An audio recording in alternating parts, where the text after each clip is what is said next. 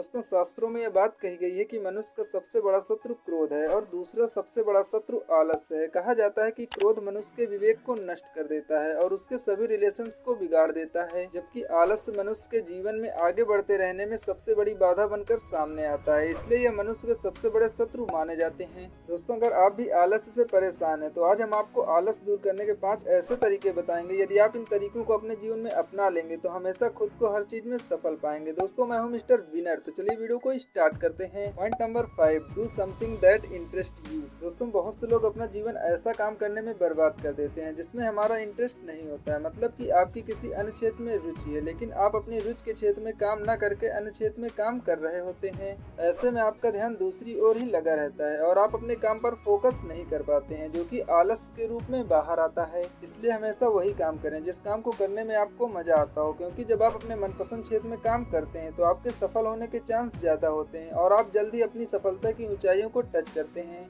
Point number 4, complete sleep. दोस्तों अगर आप आलस को दूर करना चाहते हैं तो कम नींद बिल्कुल भी न लें। इससे आप पूरे दिन उबासी लेते रहेंगे और आलस बना रहेगा। बहुत से लोगों को लगता है कि कम सोने से आप अपने दिन के घंटों का ज्यादा यूज कर पा रहे हैं, लेकिन होता इसका अपोजिट है। ऐसा इसलिए होता है क्योंकि आप सो तो कम लिए लेकिन उससे ज्यादा टाइम आप आलस में बर्बाद कर देते हैं। इसलिए आप डेली 6 से 7 घंटे की नींद जरूर लें, क्योंकि ये 6 से 7 घंटे की नींद आपको पूरे दिन एनर्जेटिक रखने में मदद करती है। Point number 3, eat less than necessary. दोस्तों हिंदू धर्म में एक अच्छा जीवन जीने के लिए बहुत सी चीजें बताई गई हैं, जिनका यदि हम लोग सही से पालन कर लें तो हम सभी के लिए बहुत ही अच्छा होगा। इसमें बताया गया है कि हमें अपनी भूख से 1 रोटी कम का सेवन करना चाहिए। कहने का मतलब यह है कि यदि आप 3 रोटी की भूख रखते हैं तो आप 2 रोटी खाएं, और अगर आप 4 रोटी की भूख रखते हैं तो 3 रोटी खाएं। किंतु आजकल लोग करते क्या है, कम खाना तो दूर की बात है बल्कि जरूरत से ज्यादा खाना खा लेते हैं, जिसके कारण हमें शरीर में आलस बना रहता है। इसलिए आज से अपनी भूख से 1 रोटी कम खाने की आदत डालें। इससे आप आलस से कोसों दूर रहेंगे।